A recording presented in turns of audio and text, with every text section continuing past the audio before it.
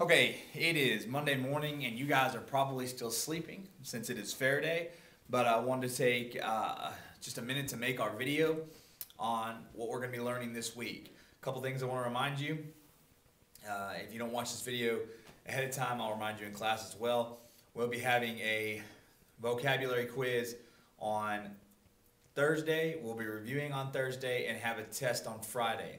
So all the stuff that we've covered to this point, you need to be ready to understand and learn, like slope-intercept form of a line, which is y equals mx plus b, how to write an equation from a line, how to find slope using the different points, and so forth. We're going to do a lot of review over the next couple days and get some additional homework over the next couple days also to review.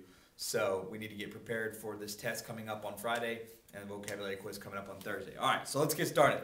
First, let's review what we've talked about to this point. At this point, we've learned about slope, finding slope. We can find slope from a graph using rise over run. Okay. Again, we use rise over run for graphs.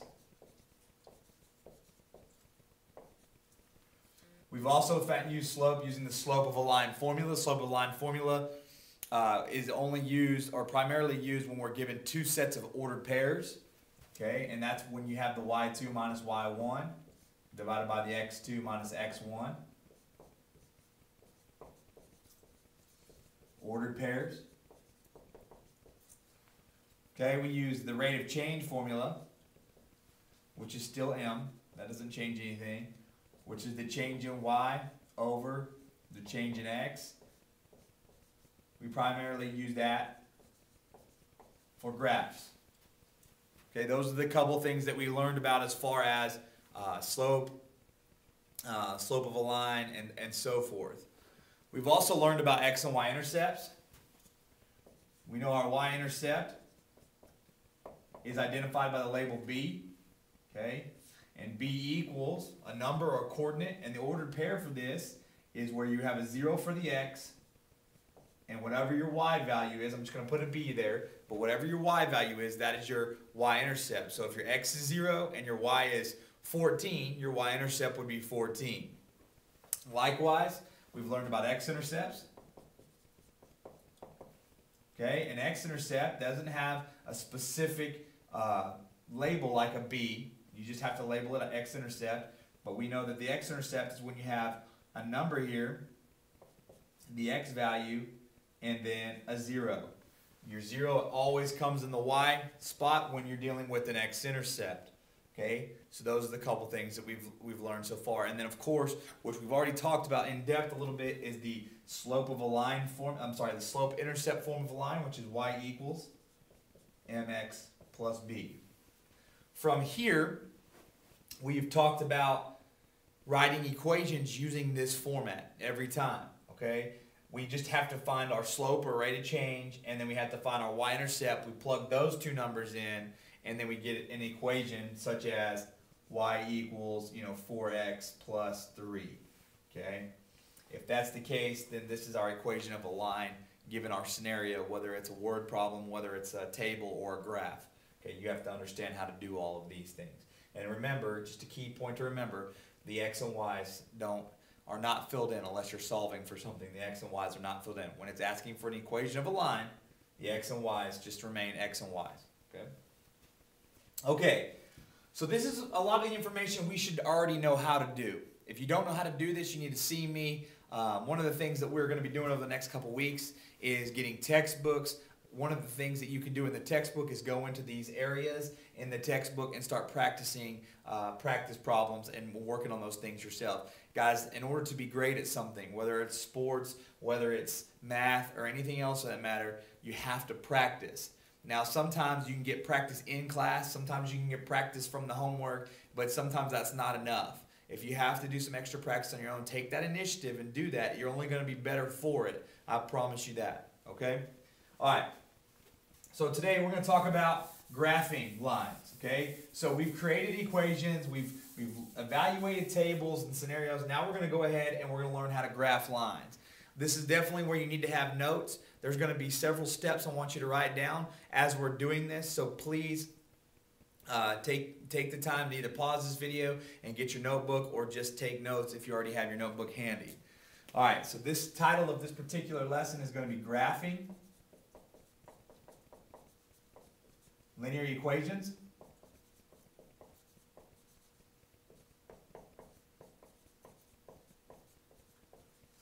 Whoops.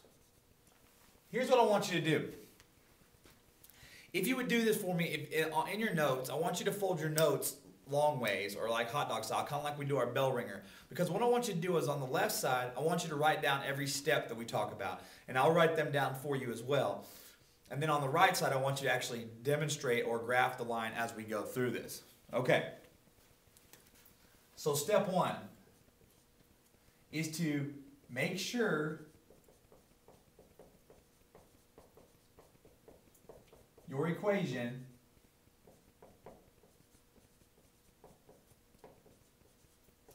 is in slope-intercept form.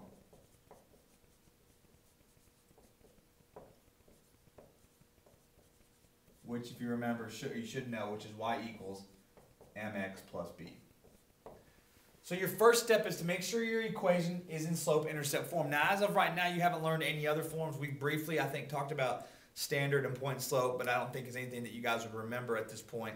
We don't really know how to solve equations right now, so that's a thing that's going to keep us limited as we do this activity. But please understand, you can get equations of a line that look like this. You might have something like 4x plus 3y equals 9. Okay, if you have an equation like this, this is actually a linear equation. This is what's called standard form. The problem with standard form, at least for you today, is that you cannot graph using standard form. We would have to make sure that we go back and put it into y equals mx plus b. And as the year progresses and over the next few weeks, we're going to learn how to do that. But as of right now, you don't know how to do that. So most of your initial problems are going to already be in y equals mx plus b form. But the step one is always to make sure that your equation is in y equals mx plus b. So if we're doing this, our equation is going to be, we're going to graph y equals 2x plus, let's just say 3. Okay, that's the equation that we're going to use. So step one is complete. The equation is in slope-intercept form. Okay, make sure you write that down. Take a second to write that down. And go ahead and get that problem ready to go as well.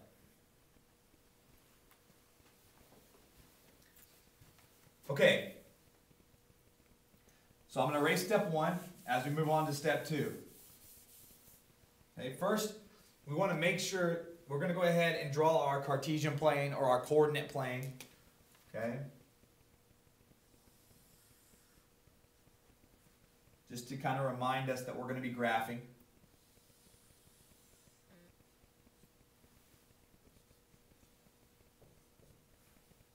You need to make sure that you're listening very carefully, because hopefully you can see this pretty well, but you need to make sure you're listening carefully also to the directions as to what we are doing. Now, I'm drawing this graph on the board, but you guys are going to start to need to bring graph paper. You're going to need to have graph paper. I will have graph paper available for you, but you guys need to get your own graph paper because it's not something that I will supply. And we'll talk more about that on Monday. So if you can, on Tuesday. So if you can get graph paper, go ahead and get you some graph paper to bring to class beginning on Tuesday. Okay. So step number two. If we come over here, write down step number two. Step number two is identify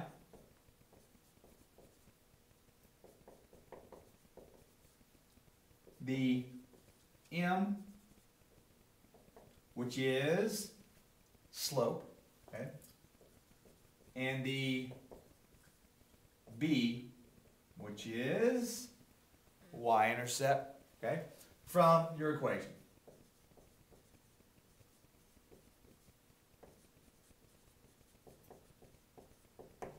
So step two is to identify the M and the B from your equation. Okay, so again, if we're looking at this in the form of y equals mx plus b, our M is where the M is. It's 2. Okay, so I'm going to identify that. I'm going to put that just kind of somewhere so I can keep it. I'll put a pin in it. So m equals 2. And then our b, where the b would be, in this case, because of the plus 3, it's a positive 3. If this said negative or minus 3, it would be a negative 3. So our b is plus 3, or positive 3. So now we've identified the slope and the y-intercept. This is crucial in order to graph these on paper. Okay, make sure you get step 2 written down. If you need to pause the video for a second as we move on to step 3.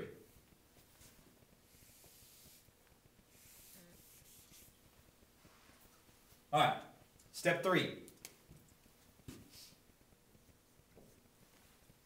Now, step 3 and step 4 can be reversed, however you want to do it. I'm going to go ahead and say step 3 is to plot your b, which is your y-intercept. I remember I told you guys, we talked a lot about the y-intercept being called the initial value. I wasn't a big fan of that word, but when you're starting to talk about graph, it's very relevant because that's actually your initial point on a graph. I think when we did the word map, that's on that word map. It's the initial point on the graph. So the very first thing you're going to do when we actually start to graph your point, or graph your equation, is to plot your b on the y-axis. And of course it's the y-axis because that's your y-intercept. Okay? So what I'm going to do is I'm going to go to 3 on my y-axis.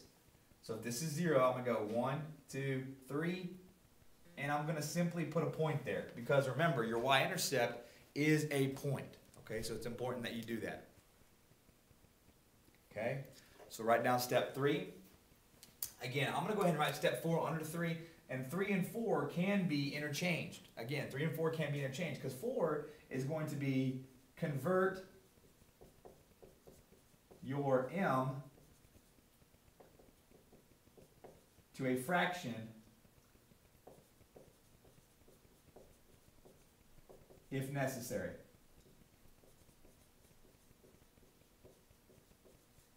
So what that means is we're going to go back and we're going to look at our m value.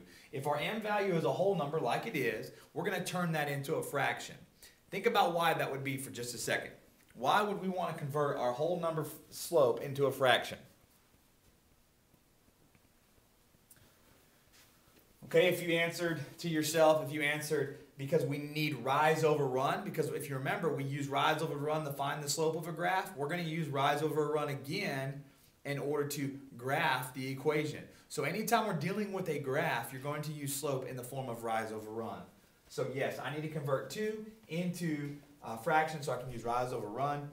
And the way I convert any whole number, okay, any whole number, not 1.5, that's a decimal, that's not a whole number, but like 2 is by putting a 1 underneath it or putting a 1 in the denominator.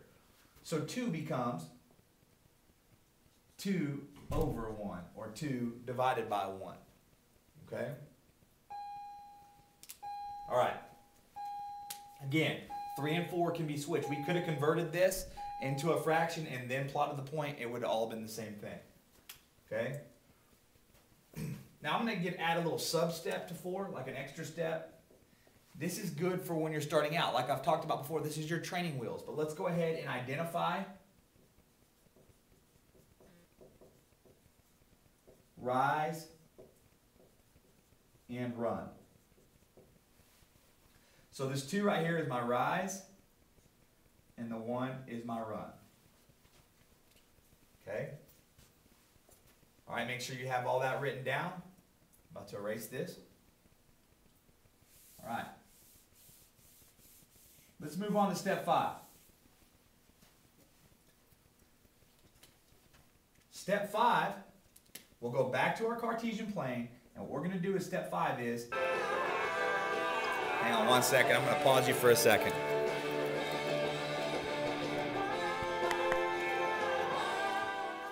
All right, sorry, we had a passing period, but you're not here, so the music kind of was blaring, so I want to keep going now. All right, step 5. All right, so on step 5, we've identified the rise and the run. What we need to do now is from And this is very, very important. A lot of students make this mistake. They think that they do everything from the origin. But what we're going to do is from B, okay, our y-intercept, we are going to rise according to our slope.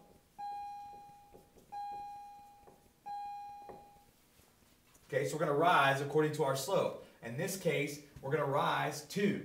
Our rise is 2, so we're going to go up 2. So I'm going to go 1, 2. And for this teaching purposes, I'm going to put a little tick mark there. So I'm going to go up 1, 2. I'm going to put a tick mark. I'm not going to plot a point there. Okay, I'm not plotting a point on my rise. I'm just going to rise 2. And then step 6 is turn. Okay, so from B, rise according to our slope. And then you're going to turn right and count your run.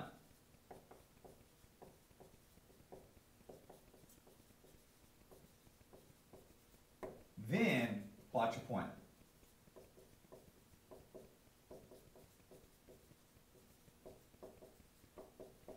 Okay, so 5 and 6 really need to go together. When you're doing this on paper, 5 and 6 will go together and it'll be fluid. What you'll do is from your B, you rise accordingly. So my B is positive, okay? So since it's positive 2, I'm going to go up 2. 1, 2. And then I'm going to turn to the right and I'm going to count my run. In this case, my run is 1. So I'm going to go 1 over and then I'm going to plot my point. Okay?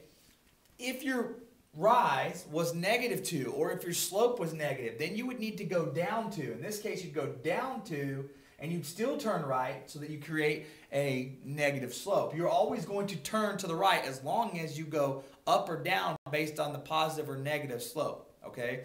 It's very important that you understand what I'm talking about there and make sure you practice this. If you have any questions about that, please ask me tomorrow, okay?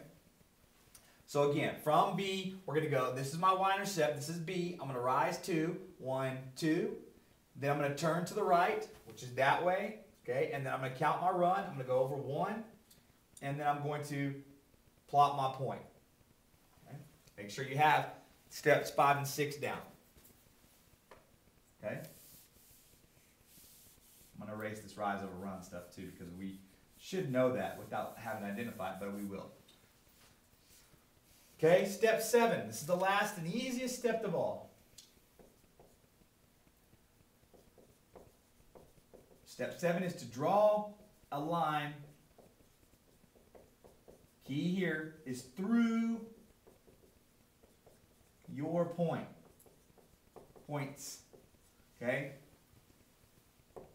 Note here, make sure to put arrows at the ends of your lines.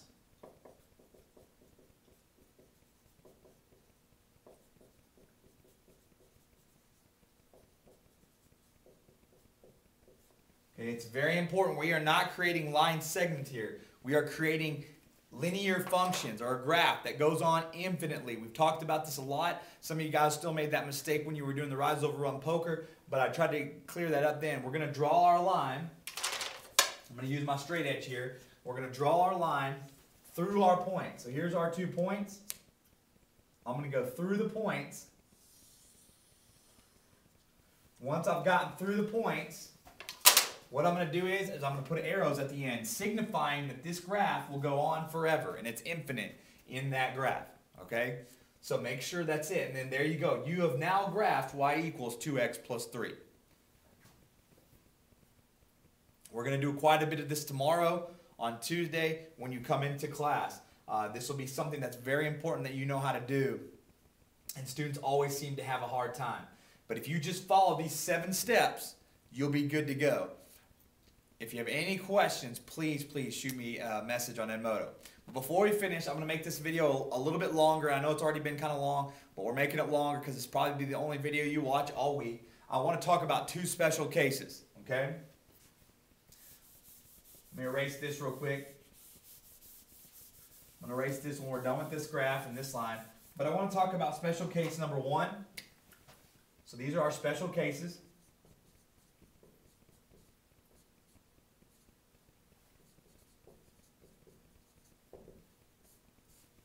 The first one is a horizontal line.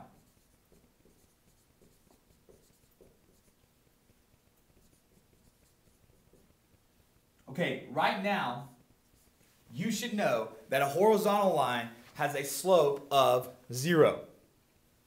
Okay, that should go without question. We've talked about that. We told you to memorize that. The slope is equal to 0. Well, let's investigate that a little bit with an equation. So if I have an equation of y equals, in the form of y equals mx plus b, I know y stays y, and let's say we have a horizontal line, so our slope is 0x plus, actually we'll do a minus just so you can see what a negative looks like. So we'll say 0x minus 2. If this is our equation of a line, let's think about what's happening here. 0 times x simply cancels it out because 0 times anything is 0. So really what I would end up with is y equals 0 minus 2. Well, 0 minus 2 is just simply y equals negative 2.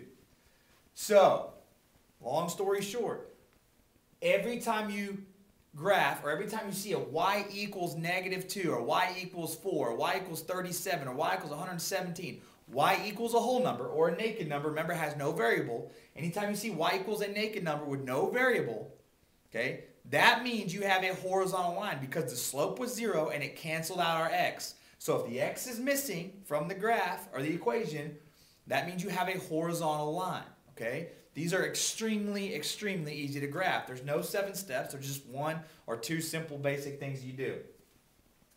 What we're going to do is, to graph y equals negative 2 is we simply go, this is still b, this is still our y-intercept, so we simply go to negative 2 on our y-axis, that's the vertical axis, go down to negative 2, plot our point like we did with this graph here, nothing different.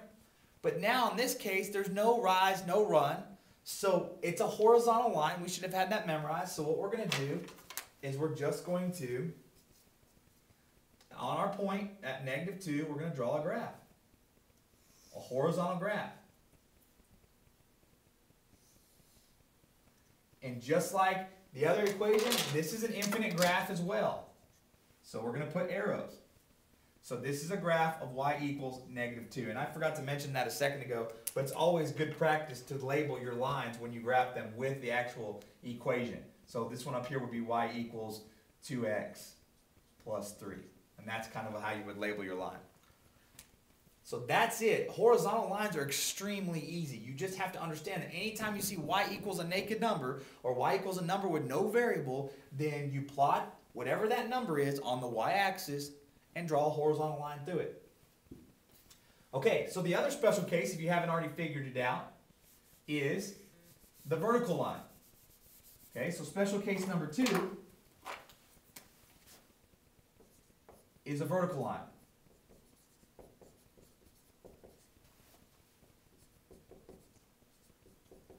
Again, you should know a vertical line has a slope that is undefined.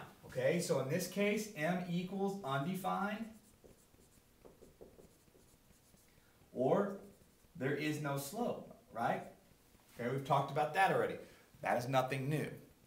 Well, these are even more unique than the horizontal cases, because even in the horizontal case, we can kind of explain y equals 0 times x, and the x cancels out. In this case, when you have a vertical line, what you're going to end up with is x equals a number. So let's just say x equals 3.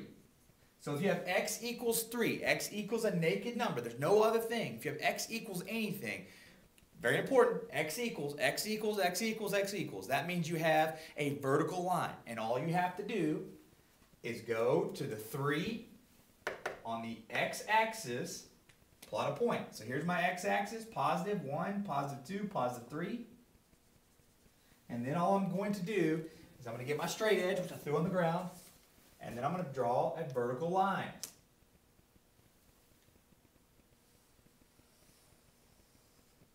So I draw my vertical line through here, and I'm going to label my graph, x equals 3.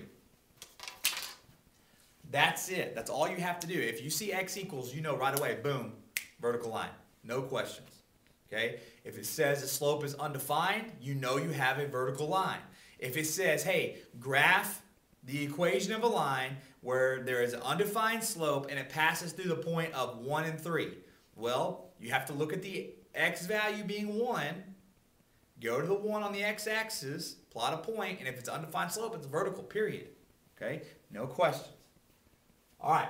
Those are your two special cases. So we're going to be graphing these types of lines over the next couple days. It's very important that you pay very close attention to this and you do the absolute best that you can. If you have any questions, again, I apologize for the video being longer, but I wanted to make sure we got everything knocked out in one video and we won't have to watch this the rest of the week. Okay? If you have any questions, please shoot me a message on Edmodo or come to tutoring. All right? Good luck. Enjoy the rest of your day off.